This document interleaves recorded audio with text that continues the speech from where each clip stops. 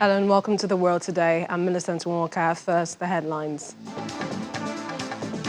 2 Britons and a Moroccan sentenced to death by pro-Moscow rebels in eastern Ukraine for fighting on Ukraine's side. Plus, U.S. House of Representatives passed gun bill as Senate continued talks.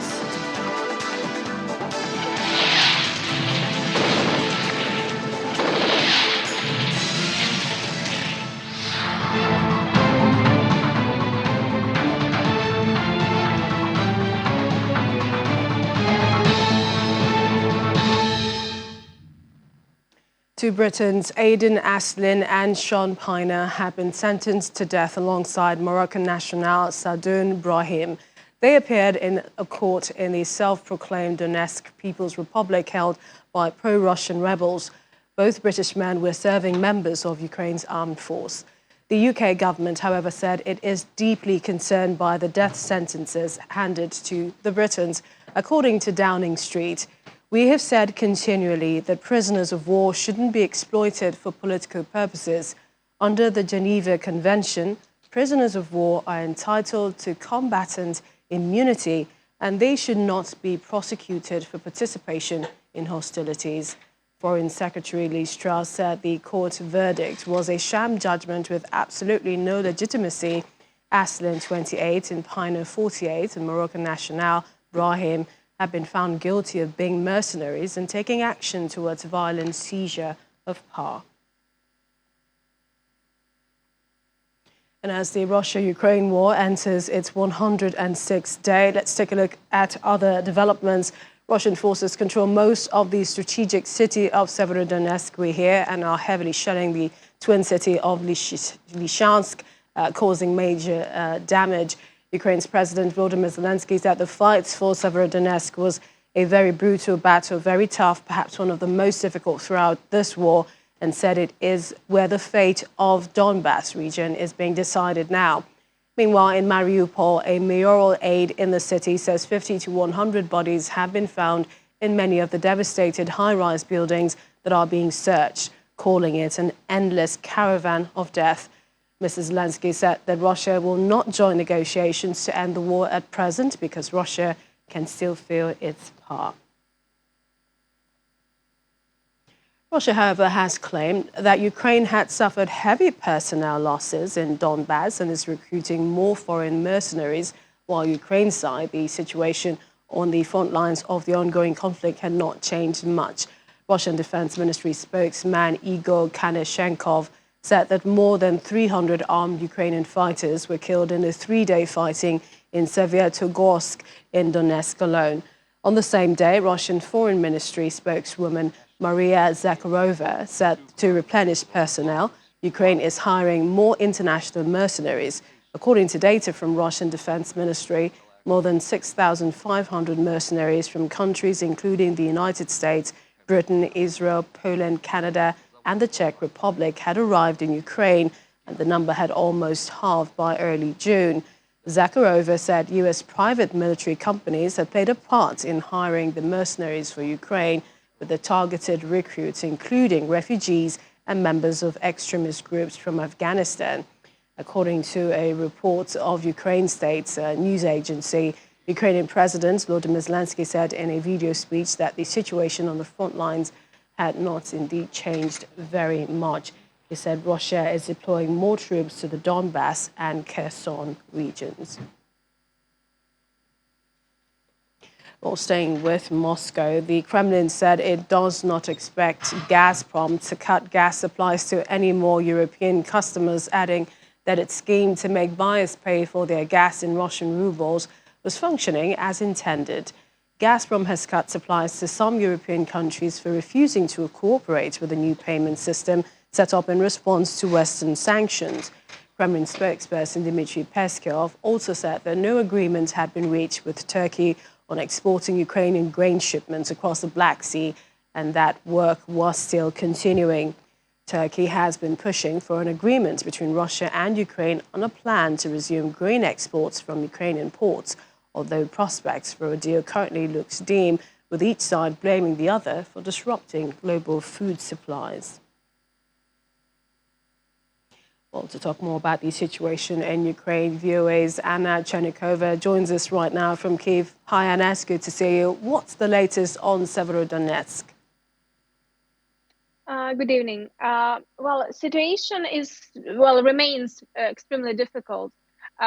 We cannot say so. According to official comments and official information that we have receiving, that situation is not changing much. So the fightings are happening on the streets. So street by street, house by house, Ukrainian forces are trying to either take over, liberate, and defend, or Russians are trying to attack. So it's like, back and forward, back and forward. So basically, block by block, Ukrainians are defending certain territories, and Russians take them over again.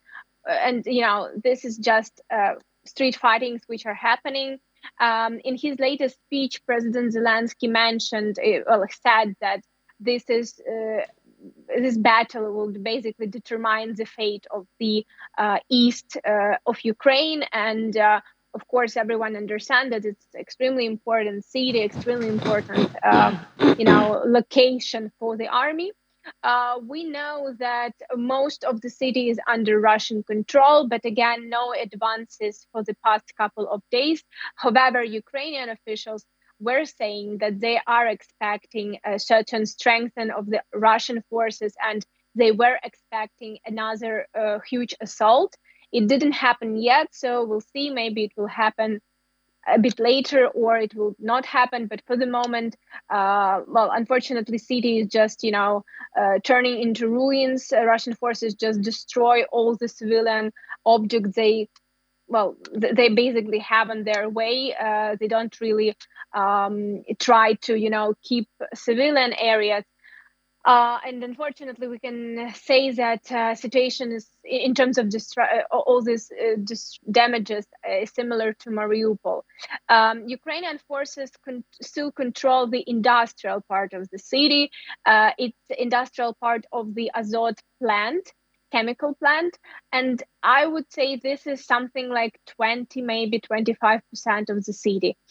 So situation is very tough. Situation is very difficult. Situation is not stable. So we cannot say, that now it's the same as it was half an hour ago. Very heavy fighting going on, and for the moment, Severodonetsk is just the battlefield. And I was also going to talk about people still being stuck in that city. Is there a possibility of the evacuation or delivery of humanitarian aid to the city? We know that at least 10 to 15,000 people, so more or less 10,000 people, let's say, are remaining there, and they cannot evacuate for now. So for the moment, evacuation is not possible, and any humanitarian logistics is not possible because of very intensive shelling. So the road which allowed to evacuate or to bring humanitarian aid it remains under Ukrainian control, but it's under constant shelling from Russian side. So it's not safe, and basically it's not possible to use it at the moment. So for the past couple of days, evacuation was not happening. We know that residents, the relatives of those who remain in Severodonetsk, they asked to continue evacuation, and of course, Ukrainian government and local officials of the Luhansk region would do this as soon as they can, do it safe. Well, at least with minimal, safety guarantees, because for the moment it just a suicide move if they do. So people, it was evacuation organized by Ukrainian government, by the local government in particular, when it was possible. So a lot of people left the city through this corridor, and using this evacuation service, let's put it this way, that was arranged for them. But a lot still wanted, quite a lot, I mean 10,000 still wanted to stay at home. And for the moment, unfortunately, they would just have to hide, because it's just shelling 24/7. We can begin to imagine the conditions, but let's look at Mariupol and what we're learning, that hundreds of bodies were found in destroyed buildings there. What more do we know? Yeah, I mean, when the city was, when the Ukrainian defenders were still in Azovstal, and we were receiving a little bit more information than now. Even then, that time back to that time, we knew that at least 22,000 civilians are dead, and it was just preliminary, and it was very very preliminary number, because of course no one can confirm or say for sure, because everything is just ruined, and ruins are everywhere. And of course, Ukrainian government were saying that unfortunately a lot of bodies would be found when all these ruins would start to be removing. So we hear time to time, and it's not only today or yesterday that uh, during this process that buildings, all these ruins are removed, there are bodies in there. And unfortunately, really unfortunately, this is what will going to happen for the next probably months, is because, as I already said, 90%, as we already know, 90% of Mariupol city is destroyed. And it's just, one huge ruin. And I would just remind you that this, famous case that we discussed was drama theater, where a lot of children and women were hiding only there, according to official number. And of course, this is only what we can confirm through the intelligence service and through the satellites and through the information from the civilians who remain in Mariupol. Only there were at least 600 people found under the ruins. So you can just imagine, the scale.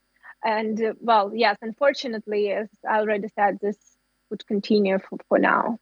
It's a really staggering figures, but perhaps more cherry news, especially for the Ukrainian side. A schoolboy is hailed a national hero after using a toy drone to stop Russian troops. How did that happen?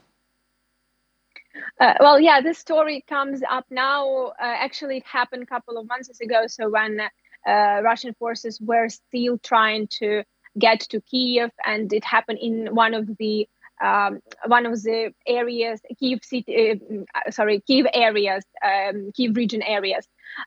So this is a boy who had his personal drone. As far as we know, he's a son of a drone federation member, or even leader. So basically, this boy, he was into this, drone technique for since childhood. So he was quite good in this. And what we know that territorial defense basically asked him to help. And he pinpointed, so he just used his drone to make this fly around the area, because as he said in his comment, that he really didn't want Russians to get in his town, and he wanted to also defend Kiev city and his own town as much as he could. So he just used his drone to make a fly.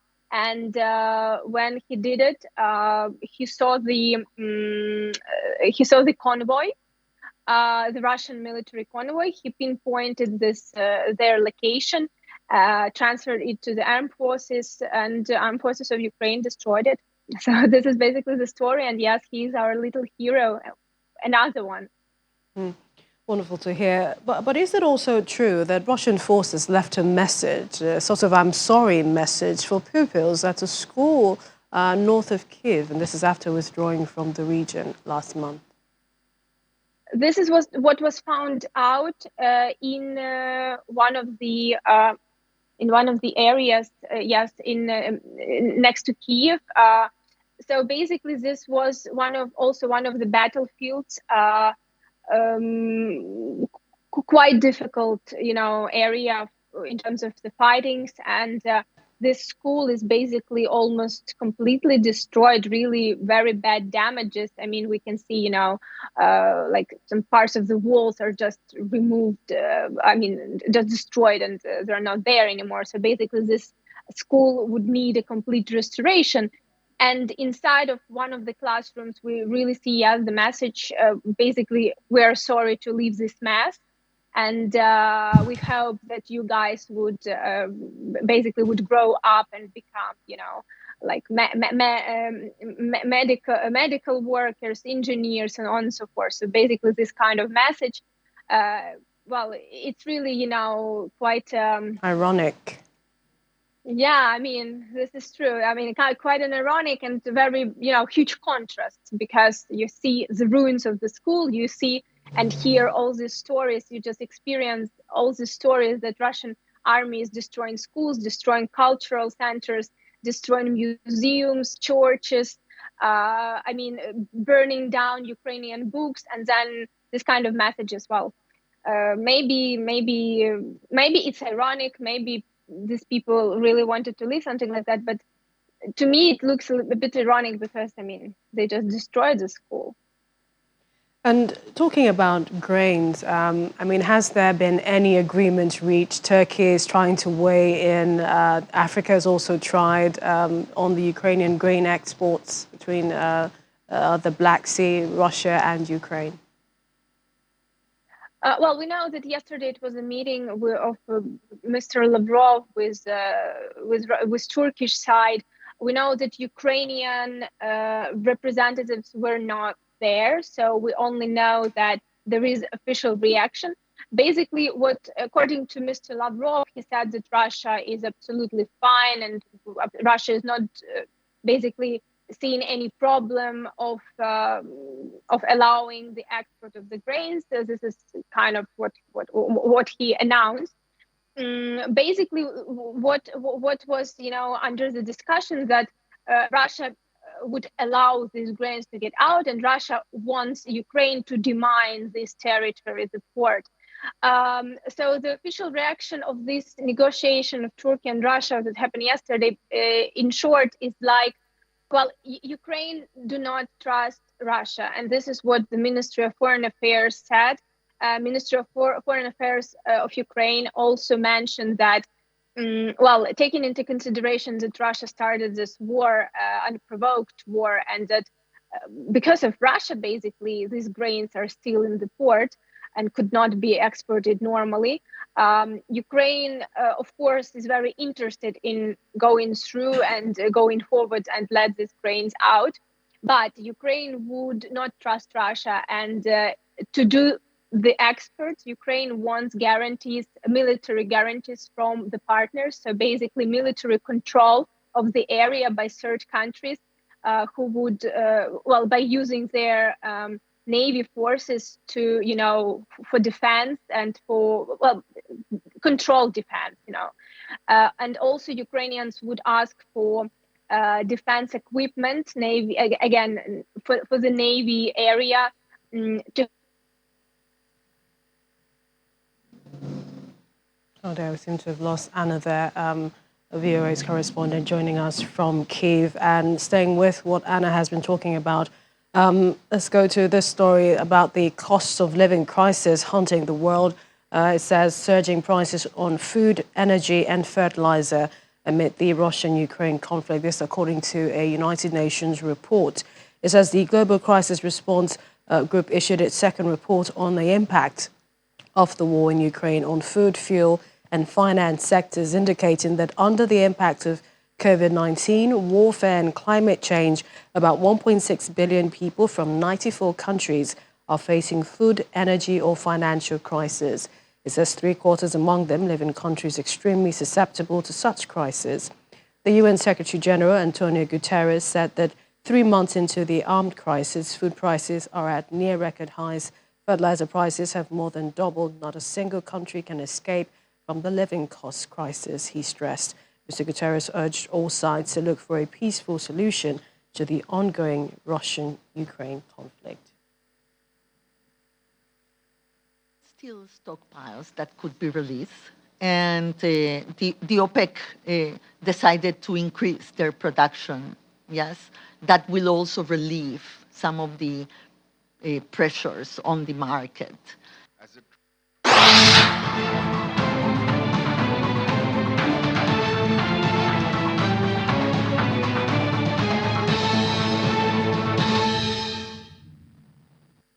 Coming up on The World Today. 7 people have been killed in a suspected arson attack at a law firm in the South Korean city of Daegu. Please stay with us.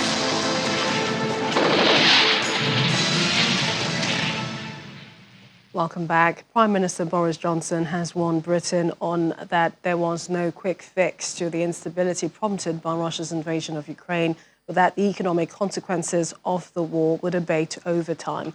In a speech in the northern English town of Blackpool, Mr. Johnson said now is not the time to stop supporting Ukraine, and even though prices for gas, oil, grain and fertilizers had risen, the West could not force Kyiv to accept peace terms dictated by Russian President Vladimir Putin. He added that the surge in inflation meant the government could not simply spend more to support people through the cost of living crisis, and that to increase wages sharply would risk fueling further price rises. The Prime Minister said his government would launch a comprehensive review of the mortgage market to examine how to improve access to low deposit mortgages. Hello. There are unemployed workers to fill them. And that in itself is feeding. The price of oil and gas looks likely to remain high for a while to come, and the same goes for grain and feed and fertilizer. And I know there are some who may argue, not in this country perhaps, but elsewhere, that the price of supporting the Ukrainians is now too high and they should be encouraged to accept whatever terms Putin may ask. I don't believe that option. Over time, I believe the economic consequences of the war in Ukraine will abate. The independence of our country was threatened, the Suez crisis, industrial We have the fiscal firepower to help, and we will. We will back Britain, and we will back the British people for as long as it takes. We will get through them as we've got through previous pressures and emerge stronger the other side. When you face inflationary pressure, you can't just spend your way out of it. On the contrary, you have to be careful not to add to inflationary pressure. We are constrained in what we can do, not just by the fiscal position, the risk of borrowing too much, but by the risk that we will fan the flames of further price increases. Benchmark European borrowing costs hit an 8-year high today, and the euro fell as the European Central Bank signaled it will hike Eurozone interest rates next month for the first time in a decade. ECB President Christine Lagarde said that if the bank's September inflation projections put the pace of price growth in 2024 at 2.1% or higher, the bank will raise interest rates by more than 25 basis points. Investors are expecting the ECB to join the Federal Reserve and some other major central banks in raising its interest rates by 50 basis points in one go at some point, a bigger increment than has been usual since the global financial crisis. Money market pricing suggests the ECB will hike rates by 75 basis points over its next 2 meetings, implying at least one hike worth more than the 0.25 percentage point that chief economist Philip Lane described as a benchmark. The Austrian, Dutch, Latvian and Slovak central bank chiefs have all recently said that a 50 basis points rate hike should be on the table this summer.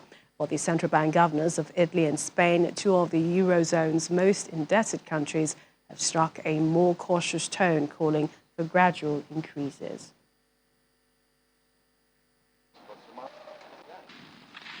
Eurosystem staff have revised their baseline inflation projections up significantly. These projections indicate that inflation will remain undesirably elevated for some time. However, moderating energy costs, the easing of supply disruptions related to the pandemic, and the normalization of monetary policy are expected to lead to a decline in inflation. The new staff projections foresee annual inflation at 6.8% in 22, before it is projected to decline to 3.5% in 23. High inflation is a major challenge for all of us. The Governing Council will make sure that inflation returns to our 2% target over the medium term. In May, inflation again rose significantly, mainly because of surging energy and food prices, including due to the impact of the war. But inflation pressures have broadened and intensified, with prices for many goods and services increasingly strongly.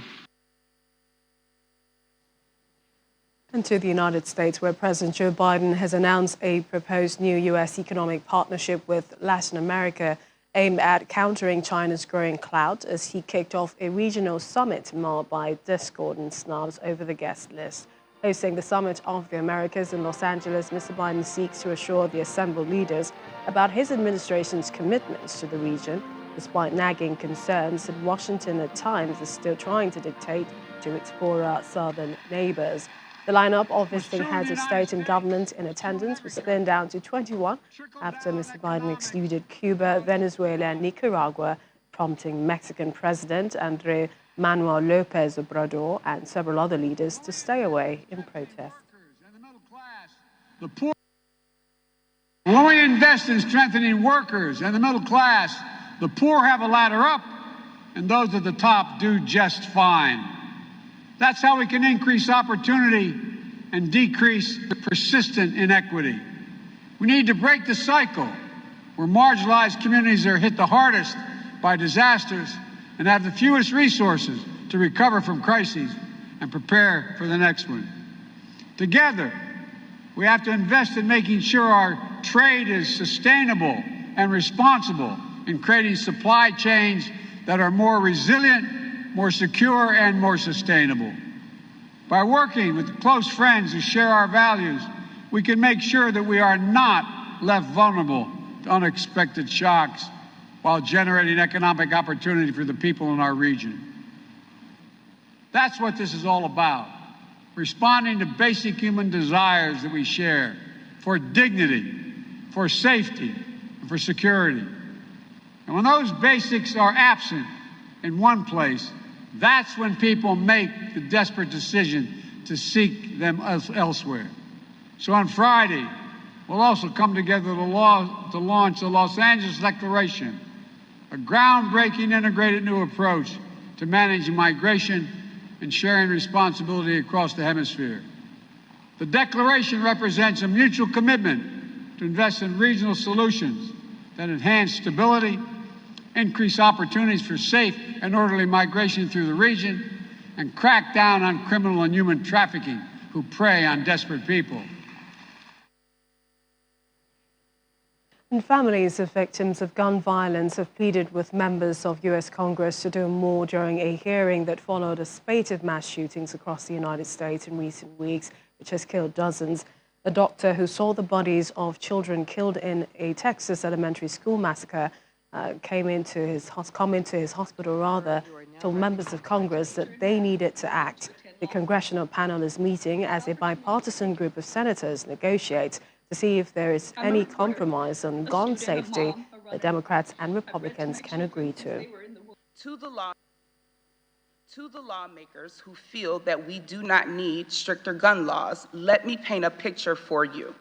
My son, Zaire, has a hole in the right side of his neck, 2 on his back, and another on his left leg,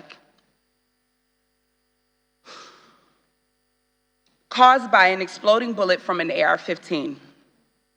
As I clean his wounds, I can feel pieces of that bullet in his back. Shrapnel will be left inside of his body for the rest of his life. Now I want you to picture that exact scenario for one of your children. This should not be your story or mine. I had heard from some of the nurses that there were 2 dead children who had been moved to the surgical area of the hospital. As I made my way there, I prayed that I wouldn't find her. I didn't find Elena. But what I did find was something no prayer will ever relieve. 2 children whose bodies had been pulverized by bullets fired at them, decapitated, whose flesh had been ripped apart, that the only clue as their identities was a blood-splattered cartoon clothes still clinging to them, clinging for life and finding none. I could only hope these 2 bodies were a tragic exception to the list of survivors, But as I waited there with my fellow Uvalde doctors, nurses, first responders, and hospital staff for other casualties we hope to save, they never arrived. All that remained was the bodies of 17 more children and the 2 teachers who cared for them. In the meantime, the U.S. House has passed a gun control bill that would raise the minimum age to 21 from 18 on purchases of certain firearms and toughen prohibitions on untraceable guns. The bill, which passed 223 to 204, is highly unlikely to pass the Senate, where it would require the vote of 10 Republicans. Rather than pushing for a quick vote on the sweeping House bill, Senate Majority Leader Chuck Schumer has opted to give more time for the bipartisan negotiations. The Senate negotiations, led by Democrat Chris Murphy and Republican John Cornyn, are also including measures such as upgrades to school security, strengthening mental health services, doing more to keep guns out of the hands of people who are legally barred from owning them, such as felons. So to those who a moment of silence is good enough, because you don't have the courage to take a vote to protect the children, I would say your political survival is totally insignificant to the survival of compared to the survival of our children. I urge my colleagues on both sides of the aisle to come together with a strong aye vote on all of the provisions in the bill for the final package, and to do so as part of a crusade of, by, and for the children. I urge an aye vote on the Protect Our Kids legislation and yield back the balance of my time. Speaker started by saying this bill is about protecting our kids. That is important, sure is. That's what she said. Protecting our kids is important. Yes, it is, but this bill doesn't do it. What this bill does is take away Second Amendment rights, God-given rights, protected by our Constitution, from law-abiding American citizens. That's what this legislation does, and that's why we should oppose it. Madam Speaker, I yield back the balance of my time.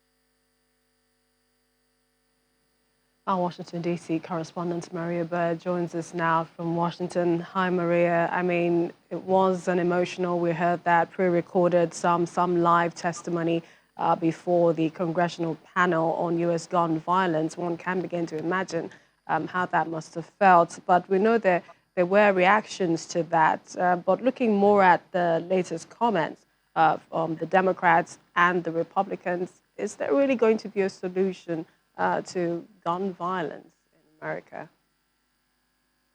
You've brought up something I think that many Americans are just extremely concerned about. I mean, as you said, we're heading into, or we've talked about before, we're heading into our midterm elections.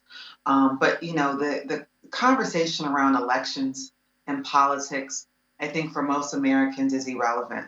The question here is really about survival of all Americans. And we see our children, our most vulnerable, are in the line of fire.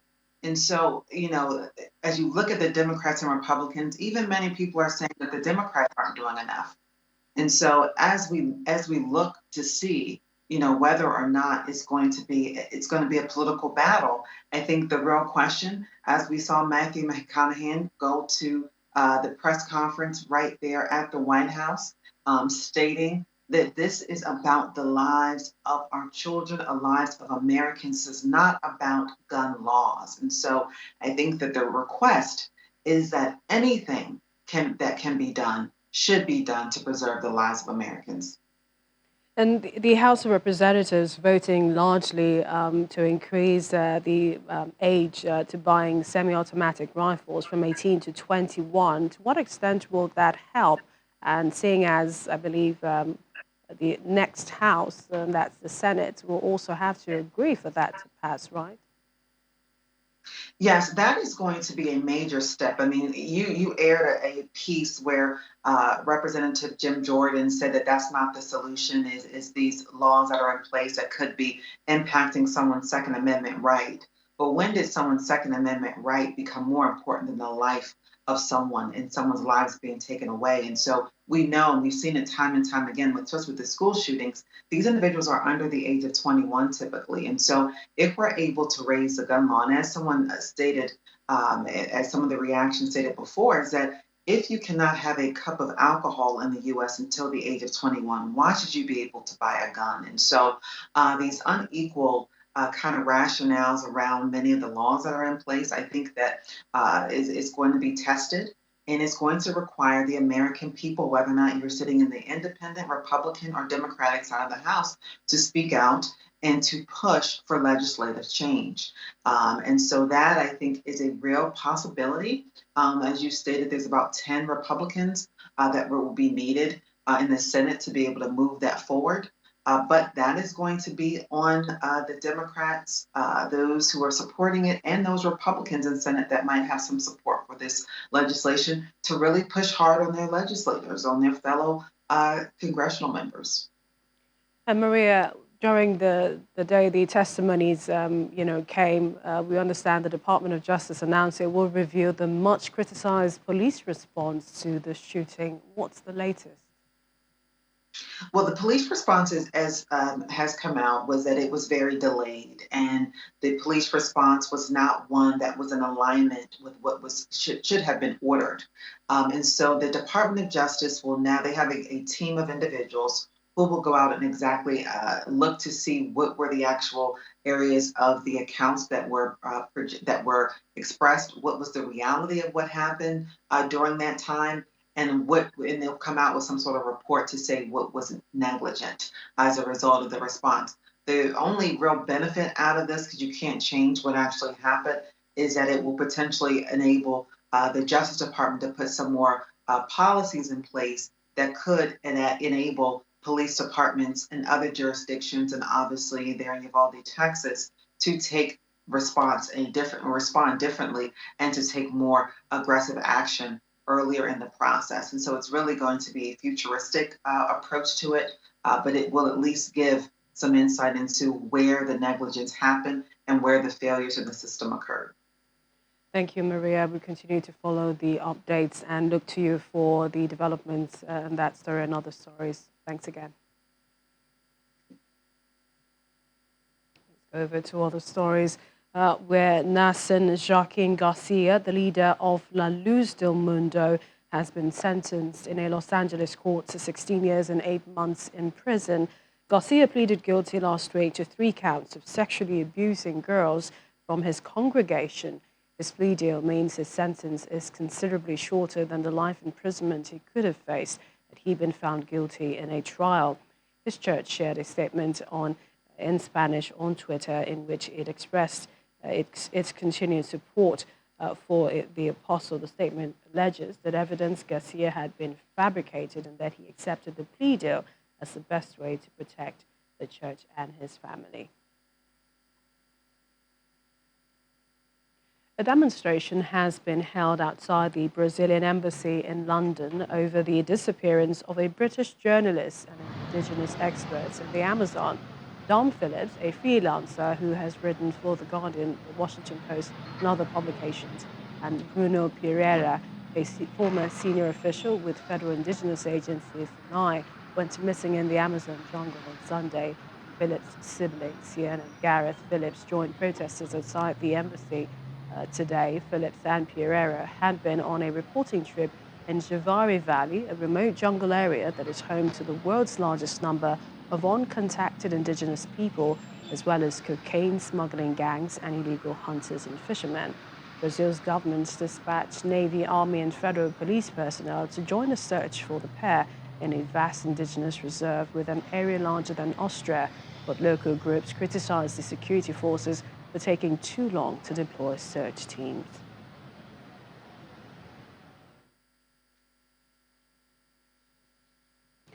All still to come on the program.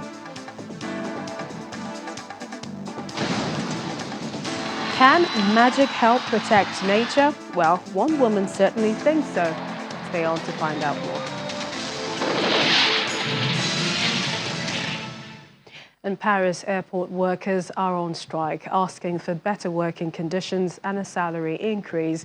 A few hundred union members gathered outside a Paris Charles de Gaulle terminal in the north of the French capital, union members says flights are picking up post-COVID and they were not expecting it to happen so fast.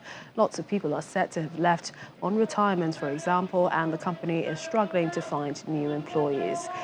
Ports du Paris said around a quarter of flights would be cancelled today due to the strike. German police have detained a man after a car crash into a crowd of people in Berlin's locality yesterday morning, killing one and leaving several others injured. Local police say 4 of the injured in serious conditions were sent to hospital. In the meantime, German Chancellor Olaf Scholz has condemned the attack on a busy Berlin street as a cruel rampage. Mr. Scholz added that the attack, which was carried out by a 29-year-old man, had left him deeply saddened. And Belgium's King Philippe has reaffirmed his deepest regrets for the exploitation, racism and acts of violence during his country's colonization of the Democratic Republic of Congo, but stopped short of formally apologizing. During a 6-day visit to the country, he also returned a mask belonging to the Congolese people in a symbolic gesture of restitution. It was a historic visit for both King Philippe of Belgium and the people of DR Congo. The king and his wife, Queen Mathilde, landed in Kinshasa on Tuesday as they began an official 6-day visit to the Democratic Republic of Congo, DRC. The royal couple were welcomed on the airport tarmac by DRC President Félix Tshisekedi and his wife before the king received military honors.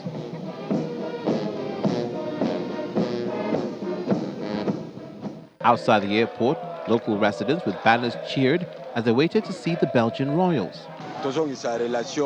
Despite what the Belgians did to us during colonization, we are ready to forgive. We are really happy with the arrival of the royal couple. We hope they will find a solution to the war in the East. However, ahead of the royals' arrival, some other residents have been skeptical of their visit. Many Congolese people were also hoping for an apology. In the capital, Kinshasa, people in the streets said the visit will distract people's attention from the problems faced in the country. I wish that the president takes care of what is important for the Congolese instead of making useless expenses by inviting the royal couple. We have important things to settle here, like free education. Teachers are not well paid, but the president prefers to invite the Belgian king. To do what? To loot us again? The colonial past that links the two countries has not yet been forgotten. Back in 2020, King Philippe became the first Belgian official to express regret for colonization. On Wednesday, he added that his country's rule over the vast Central African country had inflicted pain and humiliation through a mixture of paternalism, discrimination, and racism. Colonial power, the way it was based on exploitation and domination. This institution was based on an unequal relationship that we can't justify, marked by paternalism, discrimination, and racism. This power generates exactions and humiliations. For my first trip in Congo, here, as I'm facing the Congolese people, to those who today still suffer from it, I want to reaffirm my most deepest regrets for those past wounds. And a symbolic gesture of restitution, Belgium's King Philippe returned a traditional mask, offering the initiation mask of the Suku people to Congo's National Museum as an indefinite loan. The mask has been held for decades by Belgium's Royal Museum for Central Africa. This beautiful artifact is on indefinite loan from the Tervuren Royal Central African Museum at the Kinshasa National Museum, which can rebuild its collections. It marks the symbolic beginning of the reinforcement of the cultural collaboration between Belgium and Congo. Meantime, reactions have been trailing the king's speech. Saying a few words in Lingala is something that has touched me a lot. We didn't expect the king to be able to speak in Lingala and also to acknowledge some of the wrongdoings we've had to endure. I really appreciated it. The visit is being closely watched in both countries. where the legacy of Belgium's colonial rule from 1885 to 1960, which resulted in millions of Congolese deaths, looms large. Still on the continent, President Nana Akufo-Addo of Ghana is calling on Africans to work together to change the narrative of instability, disease, poverty, hunger and illegal mass migration portrayed on the continent. Instead, he says Africa should be known for progress, wealth and prosperity. He was speaking at an event put together by the Metropolitan Club here in Lagos. It's an event exclusive to Channels Television. Unconstitutional regime changes retard the growth of countries. As much as the drivers are largely domestic, the international dimension can also not be overlooked. Foreign involvement in fomenting unconstitutional changes, often in favor of repressive governments, foreign economic interests, and other would-be geopolitical benefits are also contributory factors. Some foreign entities regard coups in African countries as a means of enhancing their regional ambitions. As such, they engage in all sorts of disinformation campaigns in a bid to disparage the authority of democratically elected governments and instigate opposition protests against incumbents. In implementing existing continental and regional instruments and protocols, defaulting member states are condemned and suspended from the activities of continental and regional bodies, and individual coup makers are sanctioned. However, the reality is that these sanctions have not been applied uniformly. Whilst we are quick to sanction military coup leaders, civilians who achieve similar ends via the manipulation of constitutions to remain in power, for example, go without sanctions, although their actions are clearly prohibited in our legal instruments. This means that the existing frameworks need to be strengthened to capture such infractions. Ladies and gentlemen, it is crucial that we work together to change the African narrative, which has been characterized too often by a concentration on instability, disease, hunger, poverty, and illegal mass migration. Well, still in Nigeria, the National Security Council has announced that the Islamic State West African province is responsible for the attack of St. Francis Catholic Church or Ondo State that led to the death of over 30 persons on June 5. Briefing State House correspondents after a National Security Council meeting presided over by President Muhammadu Buhari today, the Minister of Interior, Rauf Arregbesola, disclosed that security agencies, particularly the police, have been directed to apprehend the perpetrators. Mr. Arregbesola underscored that the attack has no ethnic religious connection, affirming that the group's activity has nothing to do with religion. The council, according to him, is also concerned about killings in the name of blasphemy and has directed the security agencies to go after perpetrators of both incidents that occurred in Sokoto State and Abuja recently. Meanwhile, the Inspector General of Police equally noted the imprints of the perpetrators of the Owo killings have been identified, and although no arrests have been made, security agencies are now zeroing in on them. And to South Korea, where 7 people have been killed in a suspected arson attack at a law firm in the South Korean city of Daegu. At least 46 people were also injured in the explosion in an office building near the city's district court. Police say they are investigating the cause of the attack, but believed it may have been an act of arson. The suspected perpetrator, a man in his 50s, had died at the scene. This is according to officials. More than 150 firefighters were deployed to the central location shortly after the blaze broke out around 10:55 local time.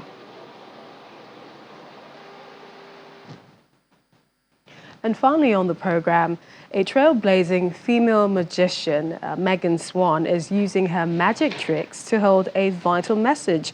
Born in 1992, when the traditionally male-dominated world of magic had only just started, allowing women to join the Magic Circle Magician Society. Now at 30, Swan is not only the youngest and first female president of the society, but she's using her position in magic to raise awareness about climate change and the environment. It would have been nice to see a magic trick or two. Well, that's it on the program. Thank you for watching. I'm Millicent Walker. Have a good evening.